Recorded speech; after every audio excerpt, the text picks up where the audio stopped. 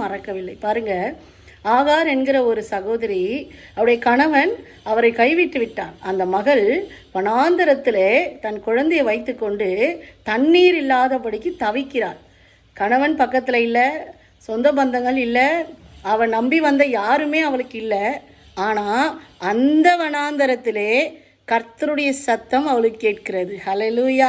ஆகாரே, ஆகாரே, உன் பிள்ளையின் சத்தத்தை நான் கேட்டேன், இதோ உனக்காக ஒரு நீரூற்றை நான் உண்டு பண்ணுகிறேன் என்று அந்த வனாந்தரத்திலே தனிமையின் சூழ்நிலையிலே யாருமே இல்லை, தன் பிள்ளை உயிருக்கு போராடி கொண்டிருக்கிறது.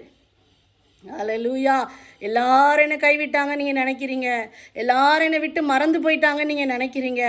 இன்றைக்கு தீர்க்க தரிசனமாக கர்த்தருடைய வார்த்தை சொல்லுகிறது. நான் 30 வருஷம் இன்றைக்கி கர்த்தருடைய ஊழியத்தில் நிற்கிறேன்னு சொன்னால் ஒரு நாள் கூட ஆண்டவர் என்னை மறந்துட்டார்னு நான் சொல்லவே முடியாது. ஹல்லேலூயா. சில நேரத்திலே பிள்ளைகள் நம்மை மறந்து போவார்கள், கணவர் நம்மை மறந்து போவார், நம்ம சபை மக்கள் சில நேரத்தில் மறந்து போவார்கள். சில நேரத்தில் எல்லாருக்கும் சொல்லுவாங்க, உங்களுக்கு சொல்ல மாட்டாங்க, ஐயோ மறந்துட்டேனே அப்படின்னு சொல்லுவாங்க.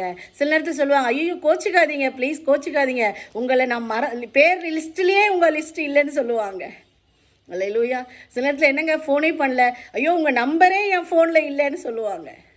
அல்லேலூயா. ஆனால் ஏசப்பா ஒரே ஒரு நிமிஷம் கூட உங்களை மறக்க மாட்டேன்னு சொல்லியிருக்கார். அல்லேலூயா. அவர் சொன்னார், இமை பொழுது நான் உன்னை கைவிட்டாலும் உருக்கமான இரக்கங்களால் நான் உன்னை முடிசூட்டி கொள்ளுவேன். ஹல்லேலூயா. நீ தண்ணீரை கடக்கும்போது நான் உன் கூட தான் இருப்பேன், நீ அக்கினியில் நடந்தாலும் உன்னை வேழ்ந்து போவதே இல்லை. ஆமென். சில நேரங்களிலே மருத்துவமனையில் இருக்கிறாங்க பாருங்கள், சொந்தக்காரங்கள்லாம் வெளியில் தான் இருப்பாங்க, உள்ள அலோடு நாட் அலோடு. அந்த சுச்சுவேஷனில் நெஞ்சு வலி இருக்கும், கிட்னி ஃபெயிலியர் இருக்கும், ஹார்ட் பலவீனம் இருக்கும், ஹார்ட் ஆப்ரேஷன் இருக்கும், எல்லாம் வெளியே போயிடுவாங்க. தனியாக அந்த பெட்டில் படுத்துட்டு மாடி அப்படி தலையை நிமிர்ந்து அப்படி பார்த்துக்கிட்டே இருக்கும்போது ஏசப்பா உங்கள் கூட தான் இருப்பார். அல்லேலூயா. எங்கள் சபையில் ஒரு பிரதர், அருமையான சகோதரர், திடீர்னு இங்கே வலி வந்துடுச்சு, திடீர்னு ஹாஸ்பிட்டலுக்கு கூப்பிட்டு போனாங்க. ஹாஸ்பிட்டலில் சொன்னாங்க, உடனே ஆப்ரேஷன் பண்ணணும், 3 இடத்துல அடைப்பு இருக்குது, உடனே இப்போவே அட்மிட் பண்ணுங்கள், இன்னும் கொஞ்சம் நீங்கள் லேட் பண்ணியிருந்தா கூட உயிரோடு காப்பாற்றவே முடியாது. பாருங்கள், அந்த சகோதரி அழுதாங்க ஃபோன் பண்ணி, அம்மா சீக்கிரம் எனக்கு ஜோம் பண்ணுங்க, உடனே அட்மிட் பண்ணணும்னு டாக்டர் சொல்கிறாரு, என்ன பண்ணுறதுனே தெரியல.